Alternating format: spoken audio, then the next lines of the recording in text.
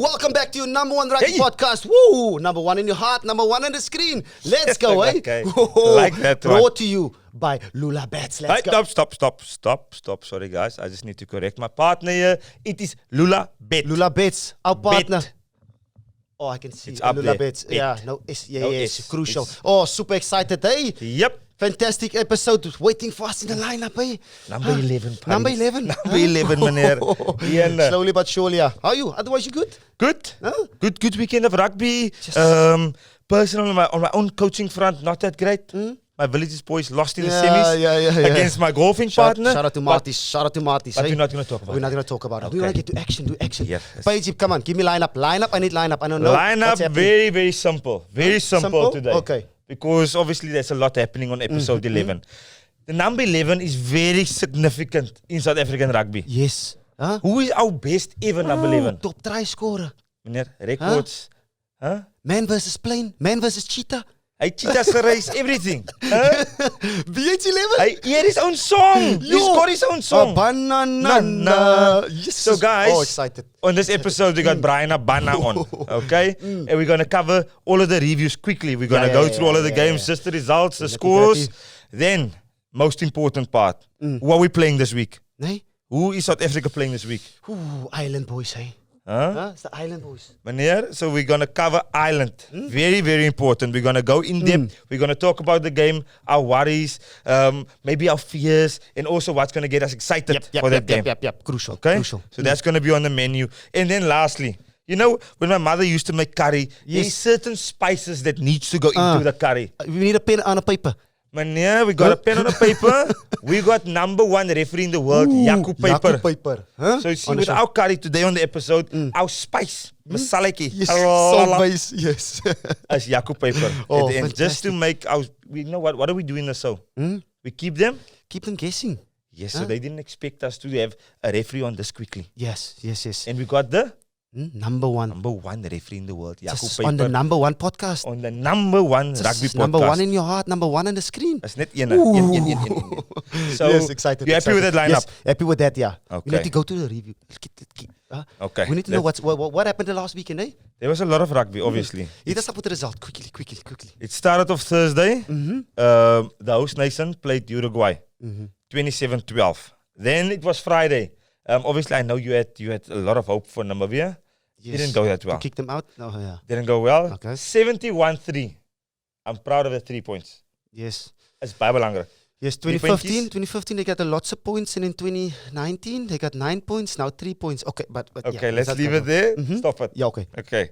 Then Saturday, first game was Samoa Chile. Samoa's first game of the World Cup. They got a good win against a tough Chilean side. 43-10 was the end score. Then it was Wales against Portugal. Portugal was tight. Portugal, yes. Portugal was bietjie tight. Ronaldo, se manne was moeilik. Score 28-8, which I think the scoreboard fooled Wales there a little bit, but let's leave it at that. Then it was the guys we're facing now. This upcoming weekend. Tomorrow. We're facing them tomorrow. Ireland against Tonga. 59-16. Okay, we're going to talk about this now. Saturday, obviously, Springboks played really well. 76-0 against Romania. Happy. Happy, very happy. Very happy. Zero, I like the zero. I like love the 70. it. Yes. Absolutely happy. It's a On the great go. result for Springbok Rugby. After that was the big game of the weekend in my eyes, Australia-Fiji. And the Fijian boys, Island boys. Island boys did it. So they got up against Eddie Jones's guys. Eddie at Grandpa's Panado. There's a lot of headaches for Eddie. Waiting for that interview, eh? We're waiting for that press conference. And the score there was 22-15. Fiji was obviously really good. We'll talk about it just now. And the last game, one, that 9 o'clock games again. that late ones, yes, this was 34-12. England over Japan. Okay, so that's obviously the lineup. That's all of the results. Any of the games, partner, that stood out for you? Yo, a lot of games, eh? You could see New Zealand, they're building up steam. They're slowly but surely trying to get the nitty-gritty on the way. And then there's Chile and Portugal, they're knocking on the door. First half, they're knocking on the door. Guys are tough in that first 40. But then second half is... But that's when quality comes through, though, in reality. In all rugby aspects. Every team, I can't remember which coach used to tell me that. Every team can be competitive for 40 minutes, and then after that, the quality obviously comes through. The emotional side comes in at first Yes. 40, but you need to sustain that for 80 minutes. But yeah, and there's a couple other games as well. So Wales here? Huh? Meneer, Who was that? I put on the TV, partner. I put on the TV. Here, I'm now do this with my eyes. I was like, here, I had to check again. Is this a Marmite team? the black and the yellow. I was like, oh. I was shocked as well. Oh, I was black like, and yellow, huh? Dat was een Marmite potje gelijk. Nee? 100%. Marmite potje. Yeah. I was They like, didn't look like Wales at all, but they played well as well. And then, Reese, Reese, come on. I know you're watching Behind the Ruck. You are watching Behind the Ruck. You heard us saying Ronaldo's going to be in the stand. And then what did he give us? The shoe. Huh? That was fantastic to see. Good type of rugby. Yeah. But, hey, be careful. Don't disrespect the CR7 like that. But it was good rugby. Good rugby. And then our boys. Our boys played, I think a lot of guys obviously got good opportunities. I know you were a big fan of Mapimpi, and he played well again. Yes. Oh, Makazola played well again. We'll Hat-trick. Dig into that later on, yeah? Yes. So I was quite happy for him. And obviously, we have 4 wings, and we're going to talk about that later on. But that was good for him to just say, hey, don't forget about me. He's mans. Very important, yeah. So and in the game we called... You, well done. Fijians, huh? We called it, eh? Yes. Wales and Fiji going through. Yeah. So super happy to see that, eh? You see the people in the stand. You can see on social media the aura around Fiji. Everyone's backing them. That was honestly, partner, that was so good for rugby as well. The last 3 weeks was actually, last 4 weeks for them was absolutely fantastic. Beating England, getting close against Wales, and now with a massive upset. But I think people must give them credit in the way they structure the game. Back in the day, Fiji used to be all about offloads, and they still have that in the arsenal. They still have it. It's all about offloads and physically dominate, which they're still doing. But something that stood out to me, they box kicked really well. Their soft skill catch and pass was excellent. In tough conditions, their catching and passing is really good, and they look fit. I don't know if you could pick it up. Fit. They look fit. Just as muscle fibers, eh? They One thing, after the show, please, go Google Joshua Tushava leg day or legs. Ooh. Huh? That guy don't skip leg day. Did you see that? Google that. Google that. Yeah. Very important. I think one of those legs probably weigh the whole of my body weight. But hey, it is what it is. It is what it is. Super. Hey, super. So they looked awesome, man. I think obviously we called them winning this game. You called it that from the beginning that they're going to beat Australia. So well done on that, party. They have played the 2 toughest thing. Exactly. So they've got easier 2 games coming in because Australia must still play Wales. So that pool, it's wide open. As you say, hekkie? Hekkie. Ding, ding, ding, ding, ding. It's wide open. Wide open is that group. Yeah. Happy for Fiji. Happy weekend of rugby. Yes. Yeah, loved it. Good to see. Yeah, it's non-stop rugby. It's lekker. I love it.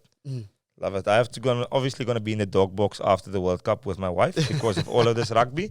But I mean, we deal with that as well. Cross the bridge when you get there. Exactly. And if there's no bridge, you build it. You build it. Listen, buddy. Up next. Yo, quickly. Let's get to him. Hey? Let's get to him because he's in France at the moment. Yes. We want to know what's happening and what his thoughts are. And just, what the legend of a man, what the legend of the game. My childhood hero when I was in high school. Oh, sjaalfde hier ook, nee. Huh? Hij was op mijn huisboekje geweest. Yes, Bryan Habana. I remember he caught the ball against the Blues at Loftus, Super Rugby game, from a kick-off, and he scored an 80-meter try. Yes, it was fantastic. So, just a lot of good memories. Yeah, we're lekker to chat to him. We haven't seen him in a long time. So there's going to be a lot of banter, a lot of chirping. Just say, hy gaan kom vir ons. Hy gaan kom vir ons. So, we're ready for you, Bryan Habana. Yeah. Okay. Let's get there. Up next. Yes, Bryan Habana on the show. Let's go. There he is. Sy naam is Banana. Yes, it's BH. Welkom by die Behind the Ruck. Episode 11. We kept it specially for him. There's only 111 in South Africa. BH 11, yeah. Exactly. Yo, very special to have him on the show, BH. How are you doing, brother? We know where we can see where you are. How are you doing? What's happening? Je suis pas sûr, on peut faire les interviews en français ou en anglais, en afrikaner, tu me dis, c'est pas sûr. Si, pardon, monsieur, anglais s'il vous plaît. Désolé. Anglais. Not English, anglais, s'il vous plaît. It's been 2 years. Anglais, franglais, ça c'est franglais, ça c'est pas de français, c'est pas des anglais aussi, c'est pas sûr comment tu peux faire. Meneer Habana, Engels alsjeblieft. Dank u. We're going to put the subtitles down below, yeah? Yes, see. Sorry, Rudy, I'm just confirming you did play in France, right? I did spend 2.5 years there. Yes, PH. Okay. Unfortunately, I didn't pick up anything. That's the problem. That's why I'm on behind the ruck currently. Not even a rugby ball. Oh, wow. Oh, wow. How are you doing, brother? Are you all good? How's vibes there? Life is good, gentlemen. What a incredible first week. Paris is absolutely bouncing. The sun is shining. So this is a fake background, but unfortunately, if I had to show you the actual sun and the Eiffel Tower behind me, it probably wouldn't be ideal for the cast. But yeah, what an incredible first weekend. A lot of great rugby, some controversy, a bit of booing for Sir Bournemont and Emmanuel Macron.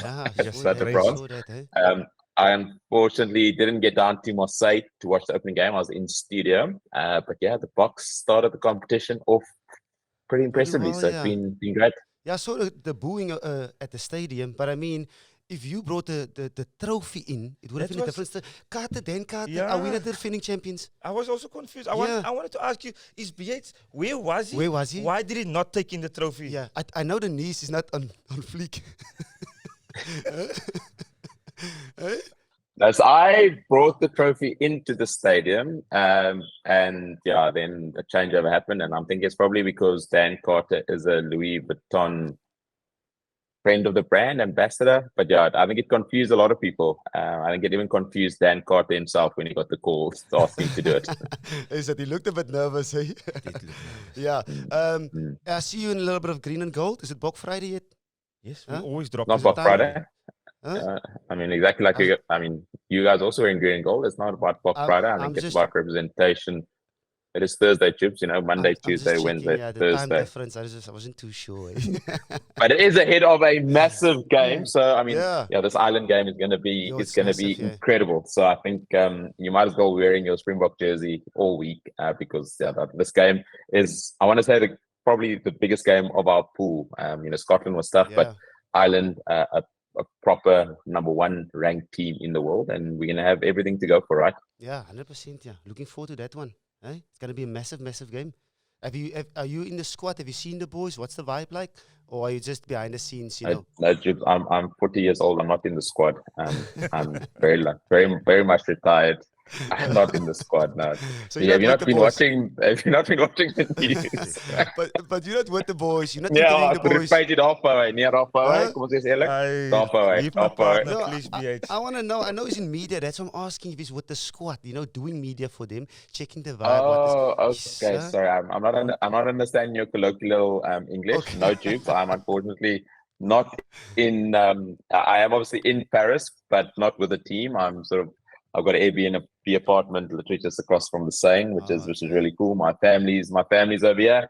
I only get down to Toulon after the Ireland game. So yeah, I've also, like yourselves, been reading all the social media and staying from far. I do get access to some of the media sessions that do happen via Zoom or in person, but yeah, unfortunately, haven't actually gone to an in-person training session or press conference. So hopefully the boys will go well. VH, obviously you guys won it in 2007. You are absolute Springbok legend. Where do you currently see our group of team, where they're at, and what is our chances of topping this group? So pre this World Cup, I think pre the game against New Zealand at Twickenham, I was a little bit worried. I thought that our combinations hadn't really been settled. I thought that, we were playing a good brand of rugby, but given what had transpired in the Rugby Championship, heavily beaten by New Zealand, that we weren't fully where we should be. But I think the return of our inspirational captain, Siya Kolisi, has potentially turned the tide a little bit. We saw last week 4 scrum-offs. But yeah, I'm not quite sure why you're not in the squad. I mean, 4 scrum-offs against Romania. Yes. I don't think that's it. I don't think that's ever happened. But yeah, I'm extremely confident. I think the brand of rugby that the Boks are playing, the way they outmuscled Ireland, obviously giving a lot of players the run against Romania, which again just brings in that feel of it's a full squad effort. It's not just of the 23 that are potentially the incumbents or in the starting positions. But I'm really excited. This game against Ireland is definitely going to give us more clarity on what our potential is. But I think with the way the Springboks are playing, the pack and hopefully Eben and Malcolm are ready. But yeah, I'm excited about our chance. I honestly think looking back at the All Blacks in 2015 and how good that team was. The Springbok team, the likes of Peter Steptoe playing unbelievable rugby. That a lot of the fringe guys getting, but someone like Kurtleearendse, Mani Lebok, I think has been.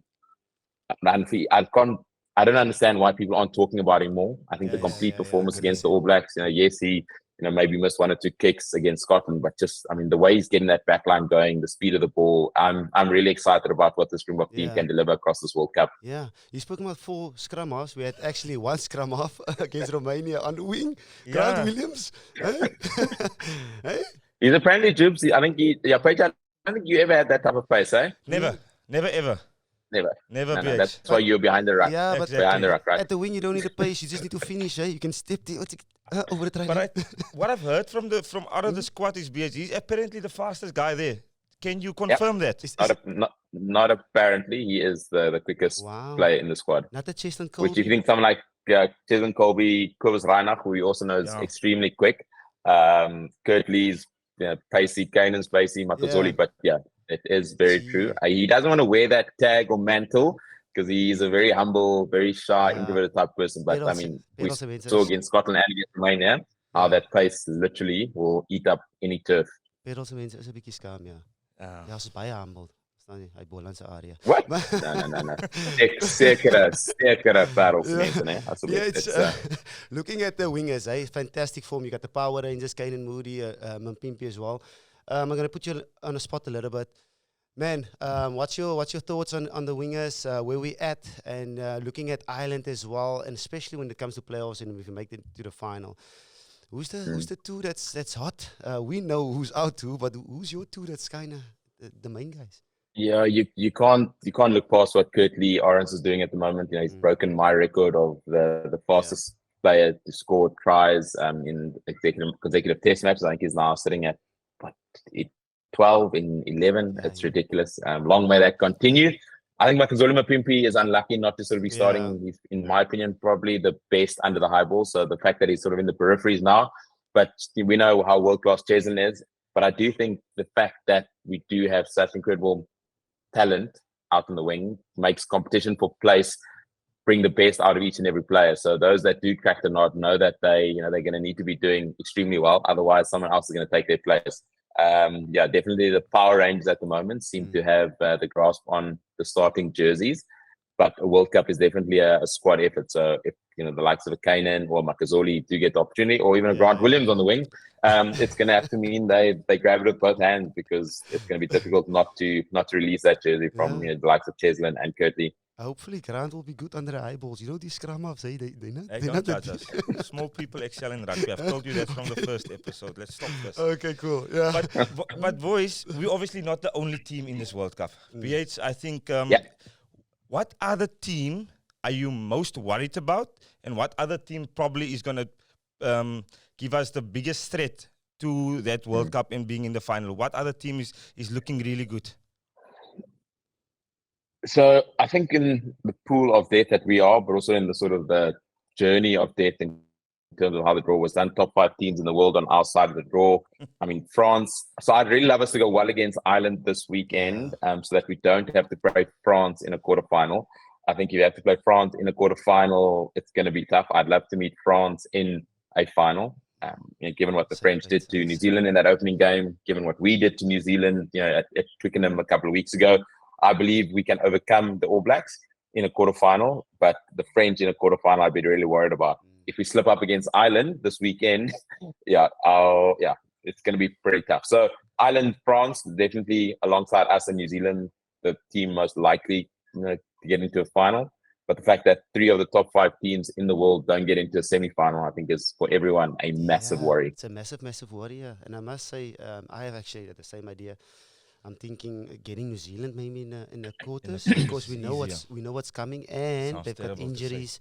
4 maybe. So it's going to be a cracker to see. And what's your thoughts, PH, on Pool C and D as well? We've got Australia and those boys coming from that angle. In Fiji, has they surprised you? Yeah, I'm gutted. No, I actually called Fiji. So my Super Group picks for that opening weekend saw Argentina be on my side of the draw and Fiji beating Wales. And I've been fortunate enough to spend some time with Semi Radradra at at Toulon, and just I was absolutely gutted for him. That knock on. Yes. We've seen the controversy around refereeing, and what that's caused. The inconsistency that opening weekend was massive.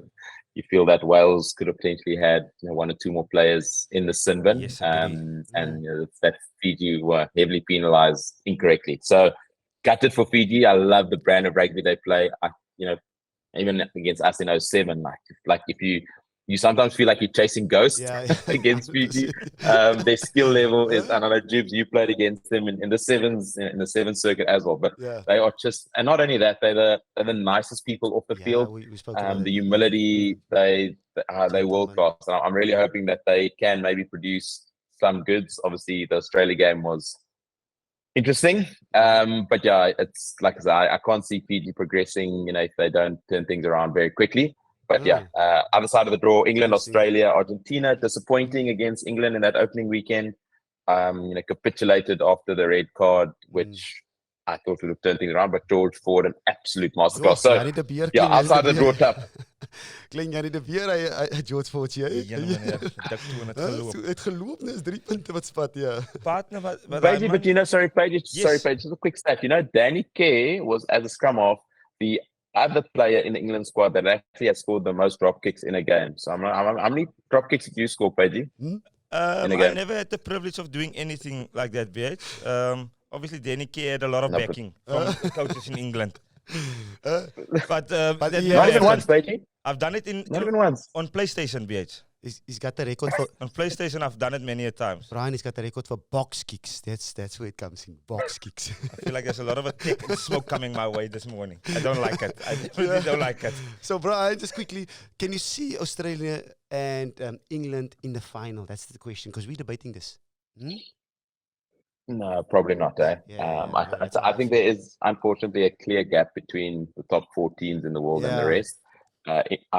I'm very disappointed. I thought Eddie Jones would have got a lot more out of that Australian team a lot quicker. The fact that he's left Michael Hooper and Quade Cooper at home is strange or fascinating to me. I don't know how you do that. 2 world-class experience that would have potentially gone extremely well.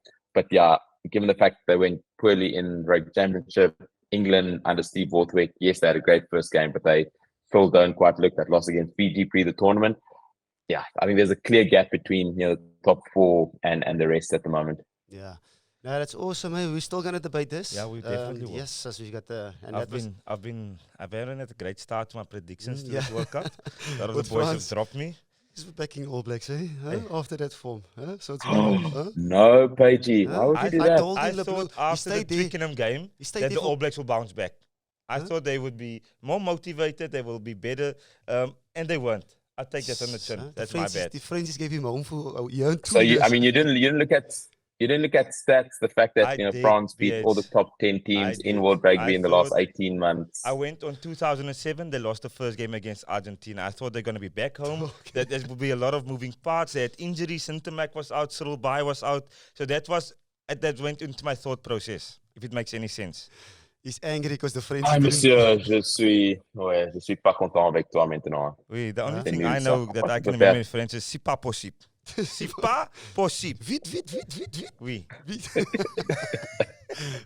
PHR. I've got one more question. Yes. Sorry, partner. The record for the most tries in the World Cup. That's something. BH, is it going to be broken this year, or is it going to continue for another 4-year cycle?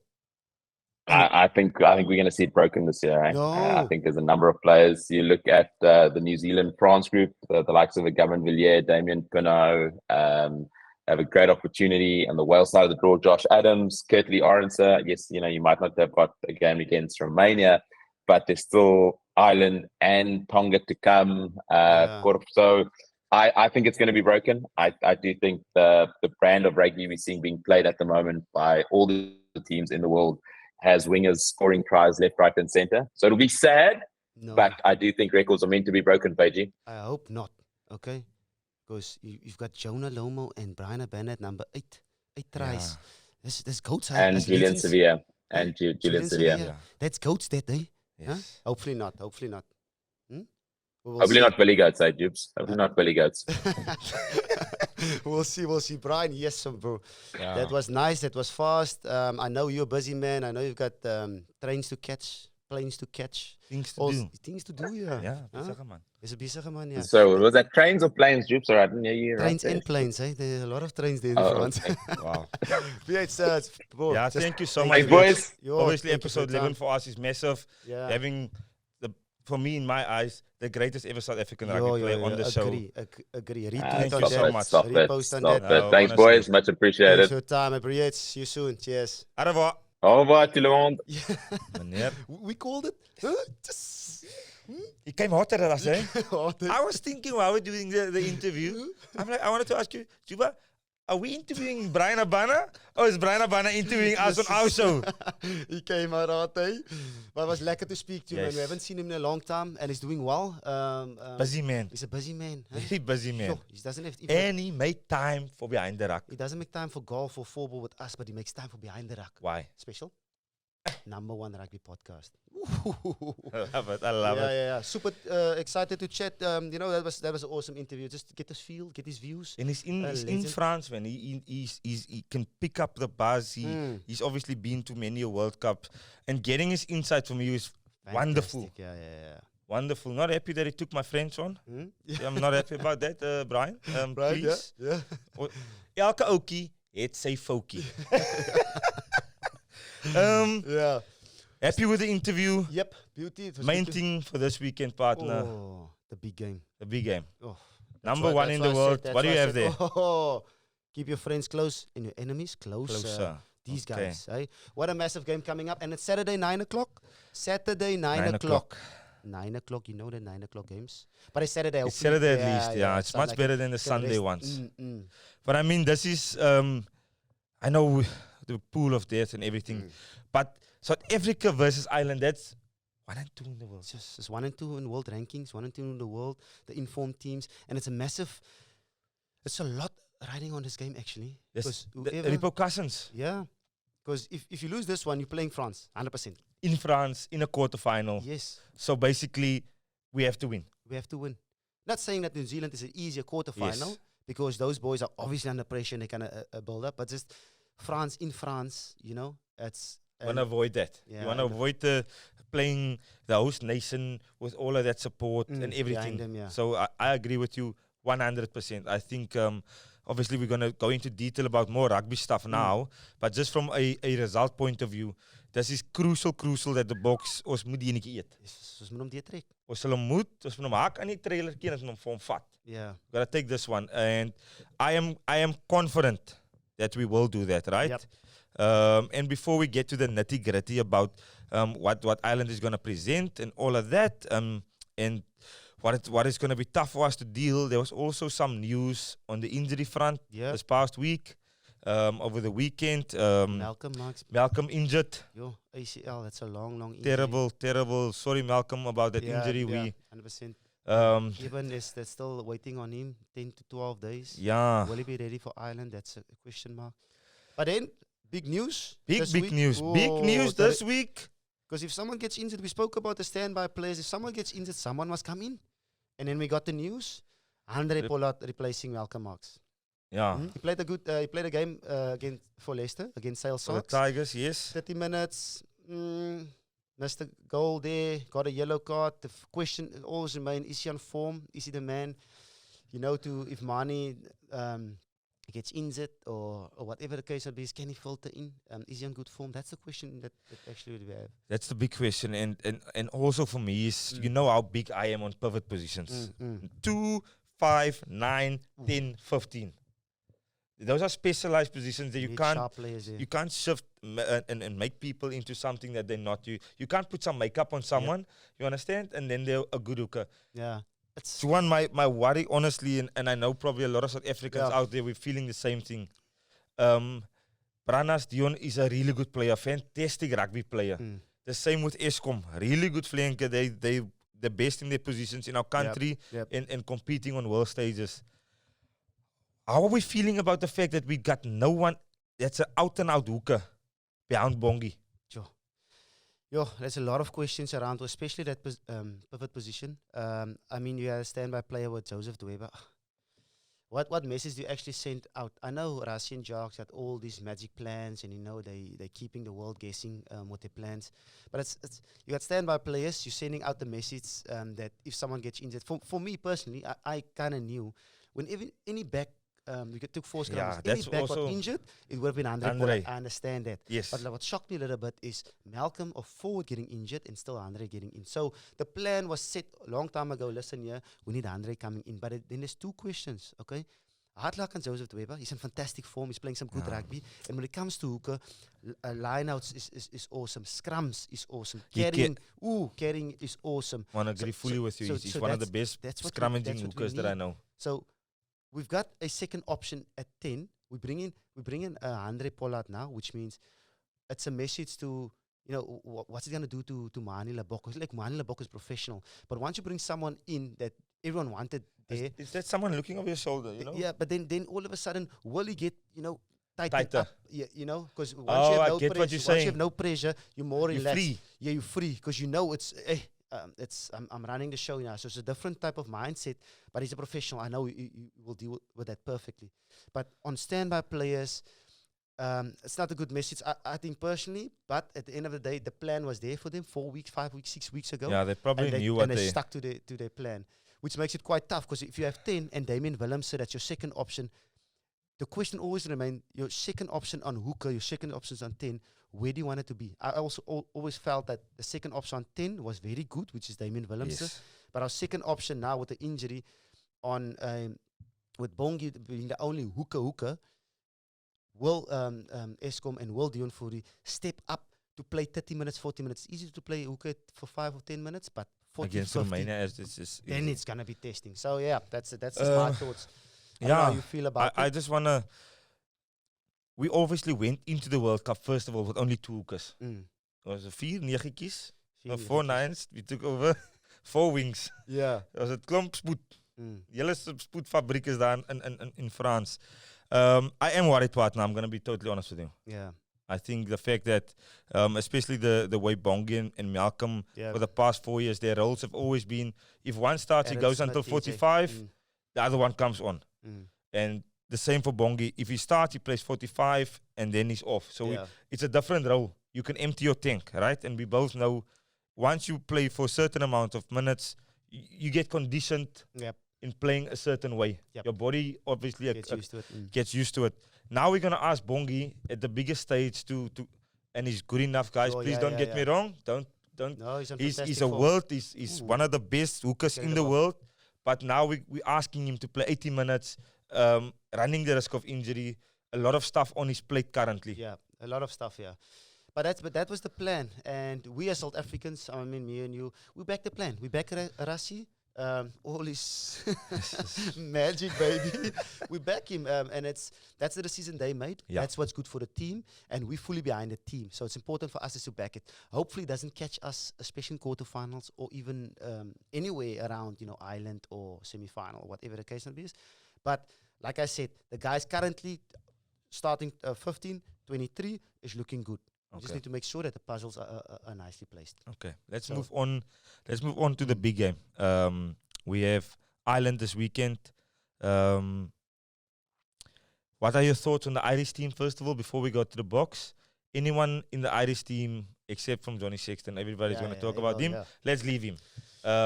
Anyone else there that we need to be worried about? Very, very good team. For me, it's a very good team. But we're playing Ireland, but the All Blacks with inside that Ireland is making me a bit worried. Okay. That's like Gibson Park is playing in 9. behindtheruck is playing fantastic rugby. He's scored 4 tries in like 2 games. You got James Lowe. That's also incredible around the fringes, in the wide channel. And it gives him that left foot kicking option, which means whoever starts for us, Fafi, same like Van Russell, you got to put him under pressure because they got 2 options now, and he's got a very educated left foot. And he's got distance on that left foot. Distance on the left foot. So obviously they're going to play, pulling it out the back, nice and tight type of shapes. Ras defense, we gave Romania 0. We had a good start against Scotland with giving them 3 points. So our defense going to be crucial, especially with those dangerous runners. And at winger as well, that Aussie, Hansen, that Power Ranger. He's very elusive. Scored an incredible try. And he looks, I don't mean this in the wrong way. He looks careless. When someone plays and he floats and he moves. And he backs his instinct. Yes. And that can be dangerous, eh? It can be dangerous, That can be really dangerous. He doesn't look physical. He doesn't look like he's got a fantastic step or feint. But he's just... Yes. Yes. It's like kite in die wind. Daar gaat jy, ja. Flight. So those are the guys that actually I'm a little bit worried about, but also saying I'm backing us in terms of what our defense can do. I'm backing us how Mani and the boys, Willie or whoever plays, Damien Willems, directing things, getting worth in our play and our kicking game. Very important. We gotta have a good balance in terms of keeping them honest, getting those attacking kicks through, making them turn around, all the small little gaps. And we got physical players, but we need to be physical for 80 minutes. I think from my side, Gibson Park is a big part of the way they play. I know Conor Murray has been for years. He's been one of the best scrum halves in the world. But ever since Jameson Gibson Park has taken over as 9, their breakdown speed has improved tremendously. They're a bit more dangerous as well because sometimes he pick and he goes at the fence and he keeps them honest. Support play is extremely good. He always scores a try. He's always there finishing things. Why is 9s the topic of this World Cup? Hey, we got 4 in our team. We got crucial players. We have always been the topic. Huh? It's not you were just too far away from the breakdown to realize it. Okay, fair enough. It's just always too far away from the breakdown to realize that 9s run this world. All right. Yeah, but just make your tackles, please. Okay. So to see 4 scrum halves of them. Then even in the New Zealand game as well, I'm very surprised. Cam Roygaard, he's surprising me. Huh? I'm surprised. There's about 10 to 12 good scrum halves currently in the world. Yeah, because at first I was like, they're going to miss TJ Perenara, where's Weber?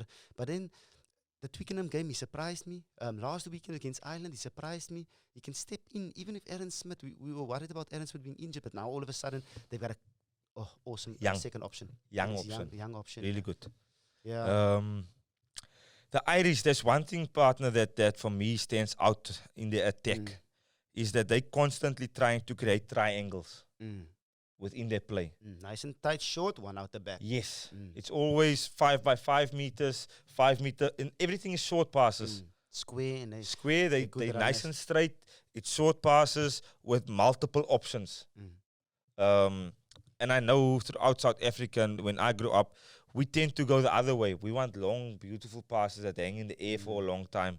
What from a defensive point? I know defense is your bread and butter. You've been in that world for your whole life. Defensively, the thing that Ireland does so well, that short interacting type of play, with that triangle that they try and create, with a short pass and someone out the back, and that becomes a triangle, and they've got multiple triangles throughout their general attacking shape. What makes that so effective, and how would the Boks counter that?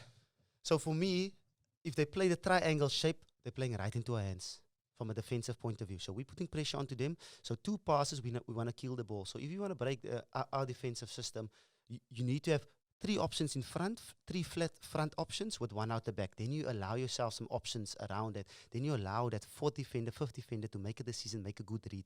But if it's just 1 short, 1 out the back, it's an easy read for our centers out wide. So it's important if New Zealand, if Ireland, Oh my bad.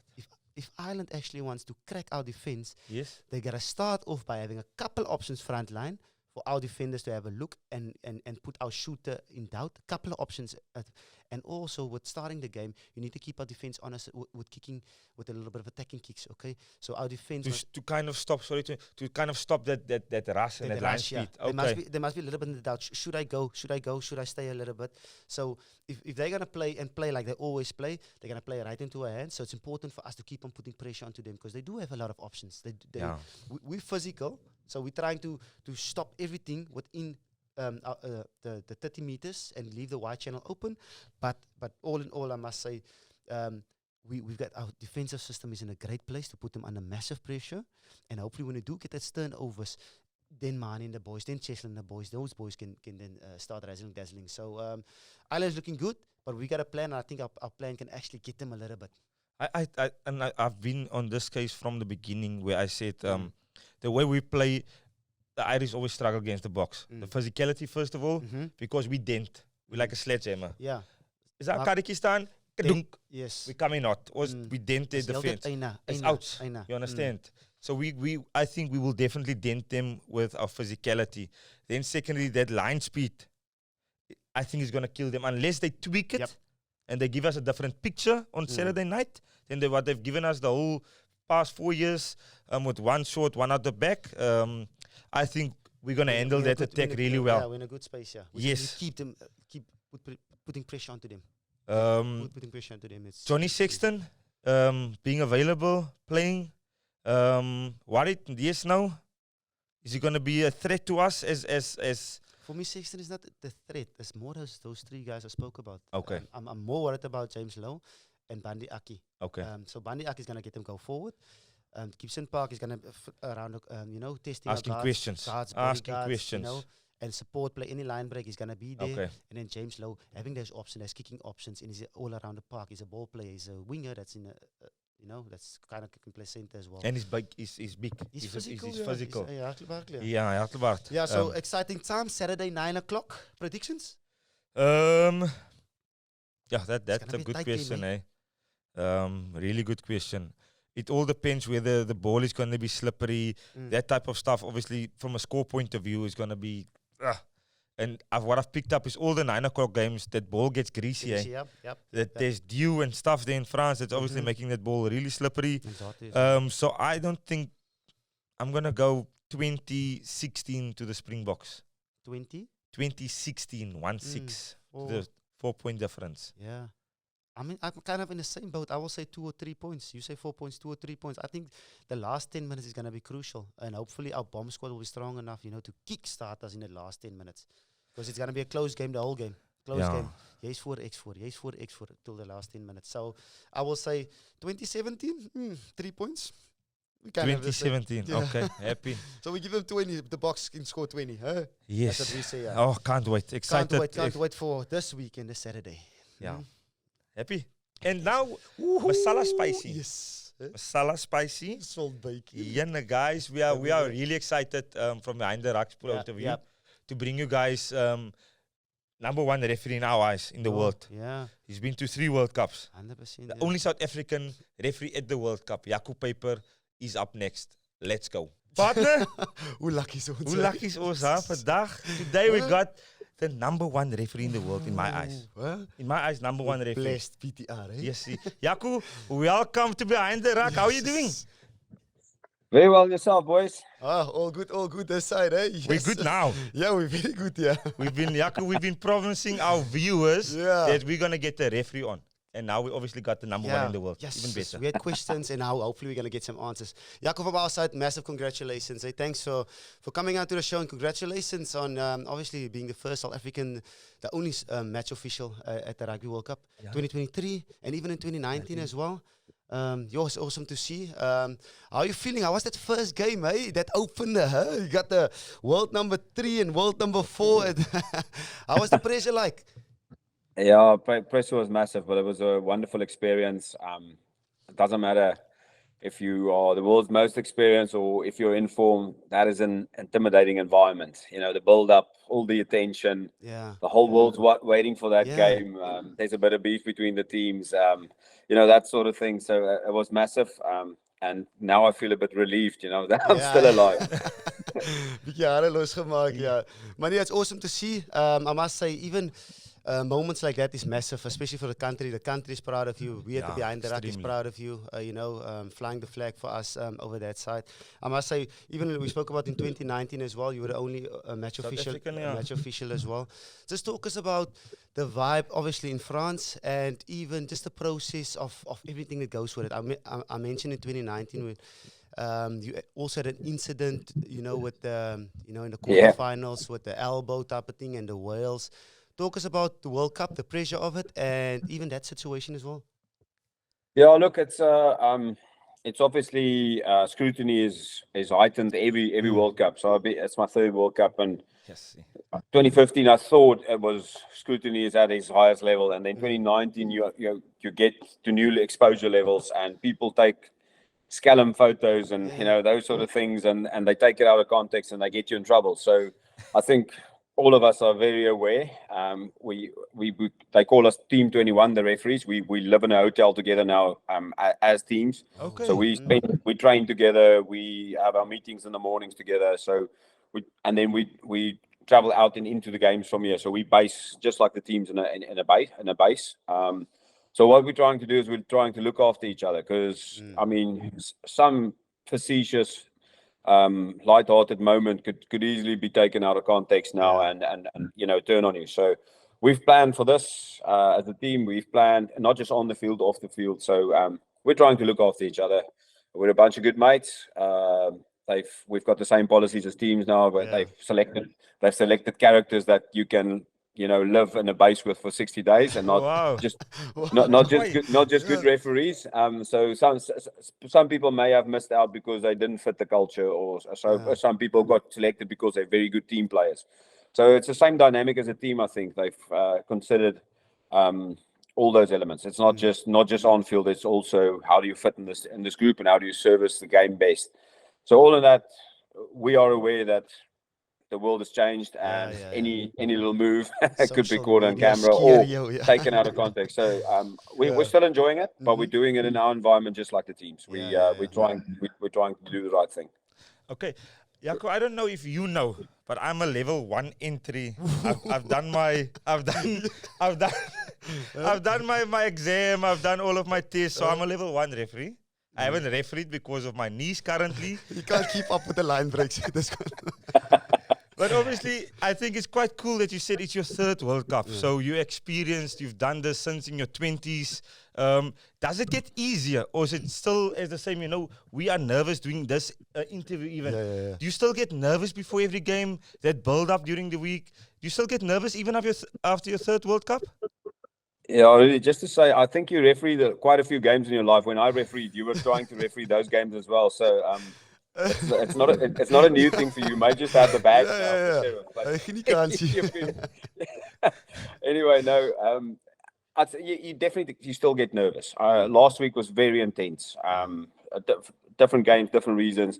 I think you just get better with dealing with the pressure. Maybe instead of going in that fear of failure mode, you rather go and use that energy to heighten your senses and prepare better, and you learn from your past mistakes and deliver better.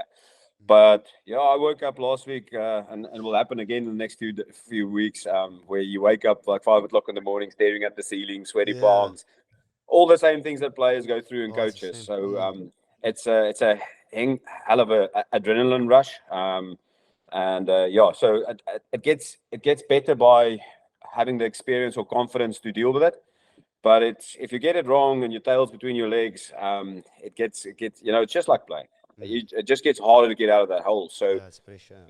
So pressure is there, but I like that. That's why it's a great job. That's awesome. I can actually see the smile on his face here when he's talking about the pressure, which is really good for me, especially when I want to go into that world of refereeing. I like it. Jakesy, please, obviously our viewers, I think a lot of people out there don't know what you guys go through, right? I think it's so easy to make up our own assumptions about referees. And Behind the Ruck as a show, from the beginning, we've been quite firm that this is a show where we don't bash referees and we don't talk about controversy and all of that stuff. We don't want to do that because we know the same for us. Rugby is tough when you're playing, and also when you're refereeing. There's certain stuff that happen, and everybody, human nature, you get stuff wrong. But what I really want to know from my partner is, what does a week in Jaco Peyper's life look like at the World Cup? Preparation and everything, it's a good question, because I think a lot of people think that referees rock up on a Saturday and scratch it in the back for a whistle and good to go. We go through a proper week of planning. So this week would have been Monday, Monday would have been review day. So we reviewed just like teams post-mortem. So we looked at the previous weekend's games. First your own game, then you deal with the selectors and the people that review our games and get your feedback. So I looked at my scrums not as Jaco Peyper. I had Mike Cron. He coached the All Blacks for 18 years, if I'm not wrong, until the previous World Cup.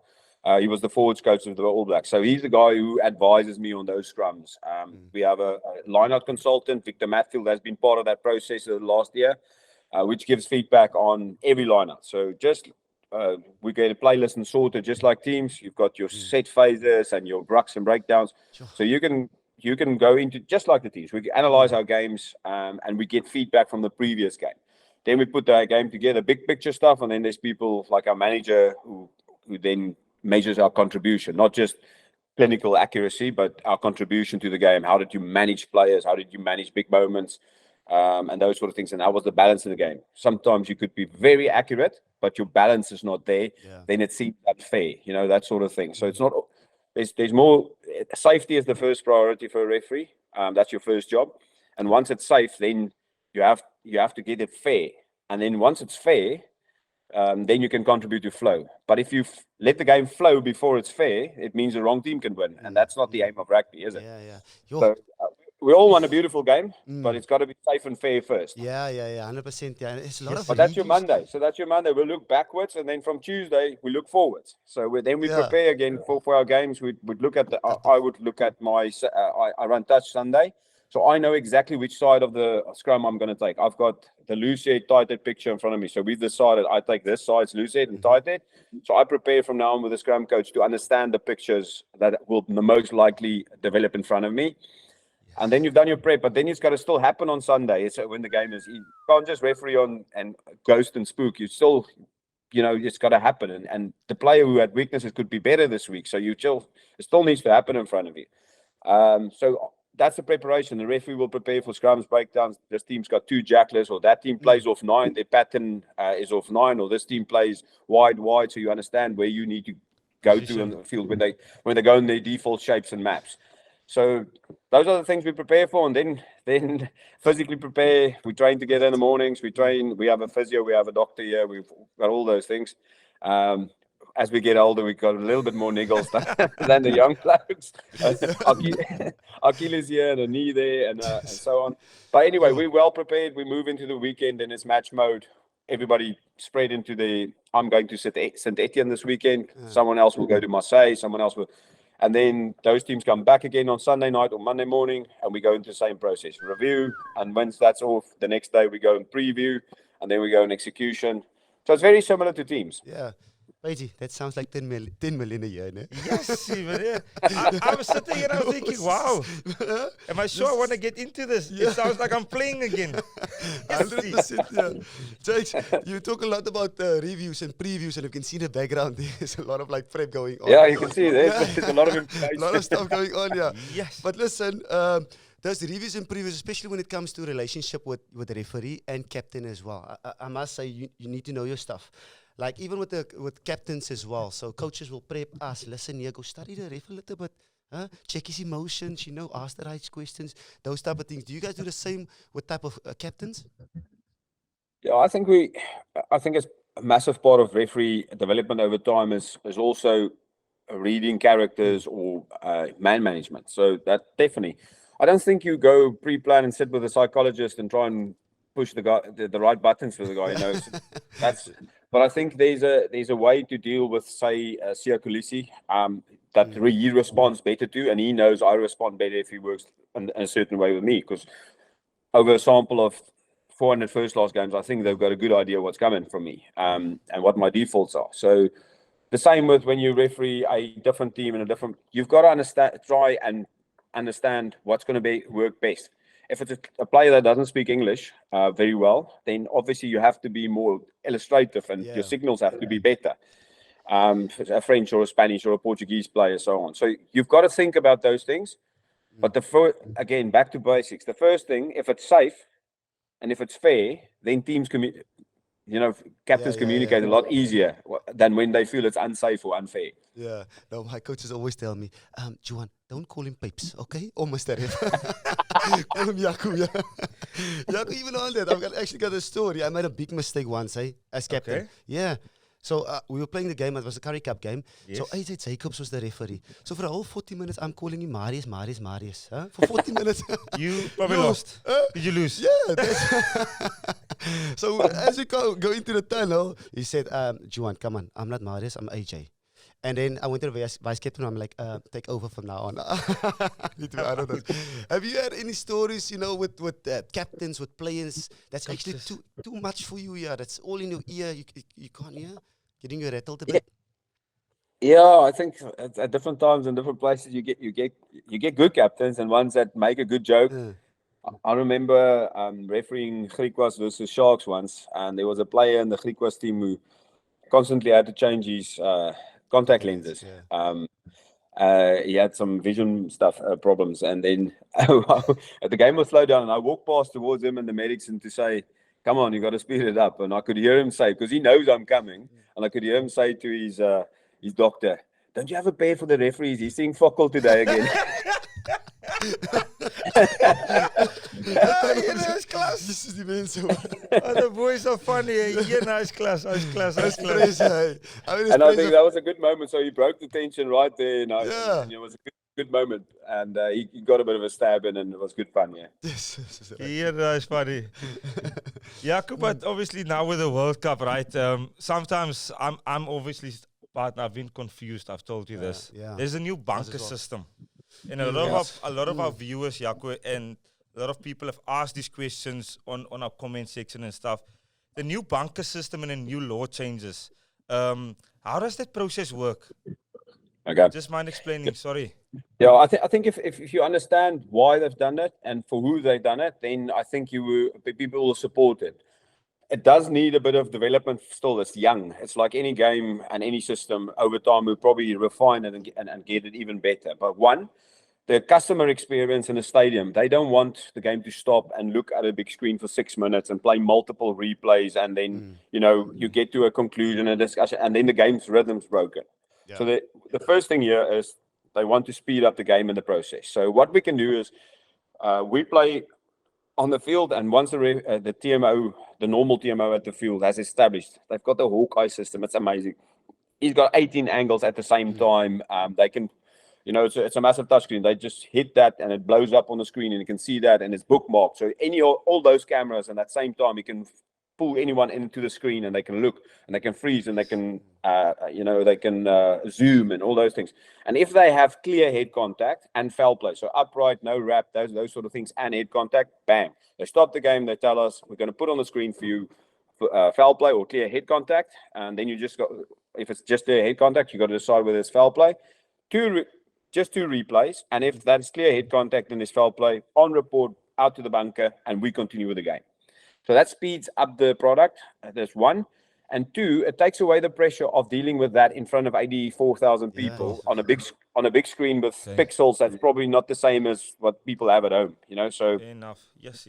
So that goes to the bunker. The bunker's got all it's like VAR of soccer. It's centralized system with the broadcast host. They sit there, and they've got a panel of people in there. At the moment, it's 2 that then has 8 minutes to work through that on their own, in isolation, not in front of a crowd, and they work towards the best result in terms of what we trained. So then they have 8 minutes to send it back to the TMO and either say it remains a yellow because it's high danger with the mitigation, or it's low danger, no mitigation, it remains yellow. Or they go, it's high danger without mitigation, upgrade to red. It sounds really simple, but that's supposed to enhance the customer experience, as it's done in other sports, but also it's supposed to lift accuracy. So in 150 referrals, we've only had really one dispute. So when I say 150 matches that's sampled on this, so where with the normal DMO system, you would have 150 a lot more disputes. So I think it's starting to show good results, but it's not perfect yet.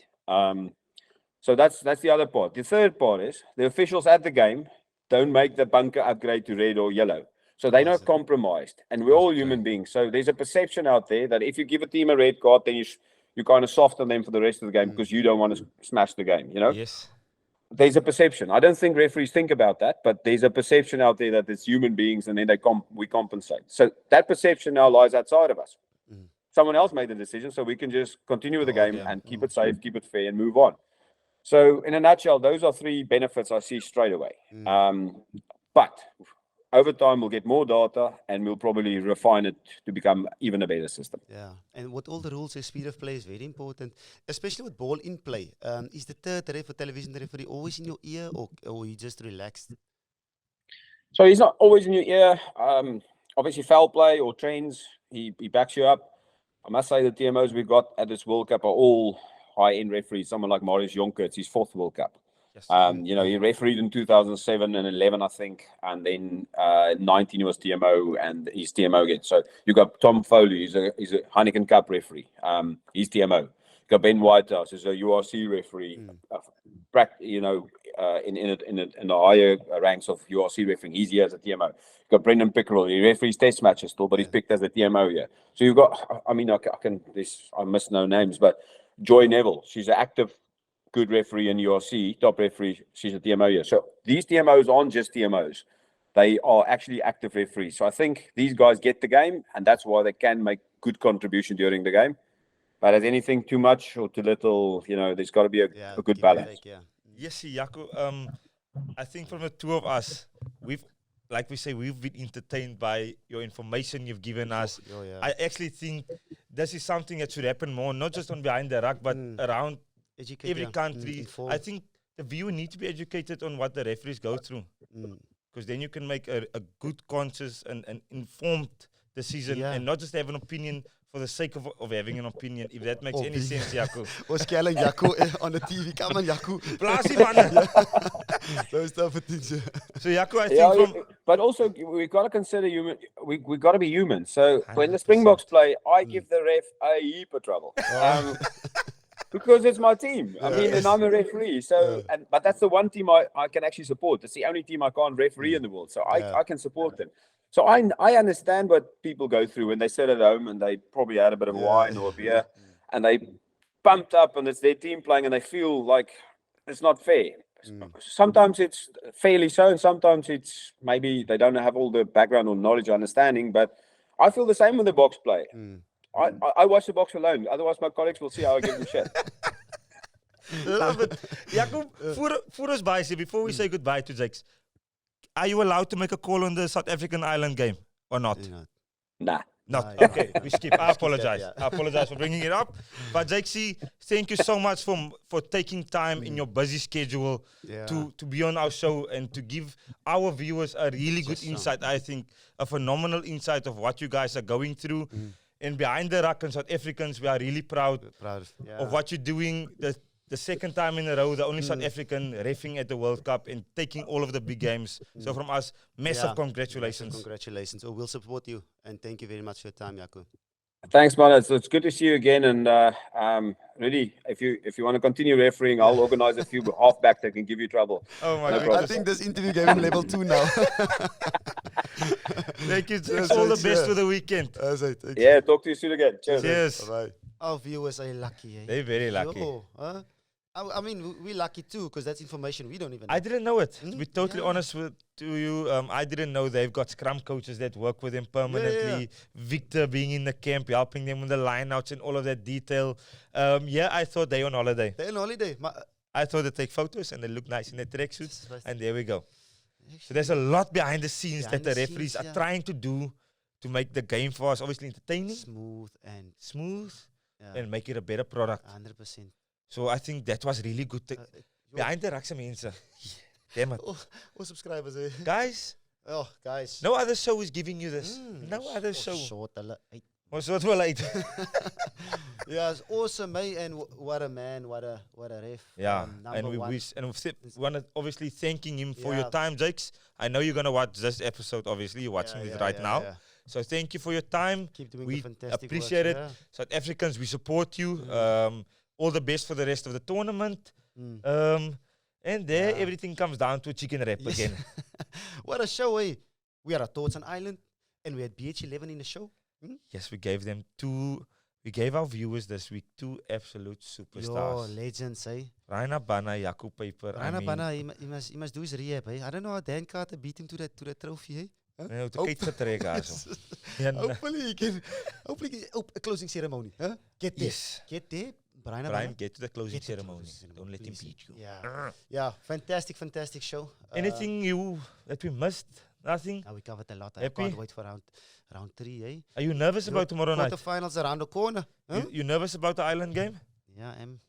It's a big game though. It's normal to be nervous. Anything can happen. It's normal to be nervous. For me, it's about on the day. for me, it's about anything can happen. I mean, if you're not strong on the day, if you're not sparking on the day, it's gonna be a tough day at the office. If you do get a yellow card, because anything can happen. If you get the yellow card, you're 14 men. It's a tough day at the office. So hopefully things can just go smooth for us. Putting them under pressure, keep knocking. Putting them under pressure, keep knocking. Take the 3, take the 6, take the 9. It's gonna be proper test match. Yes, proper test match. So crucial game, yeah. Let's go Bokke. Yeah, let's go Bokke. Yeah. Chicken Rappy. That's a wrap, hey, guys. Yeah, just want to say thank you to our sponsor. Yes, meneer. LulaBet. LulaBet. Yeah.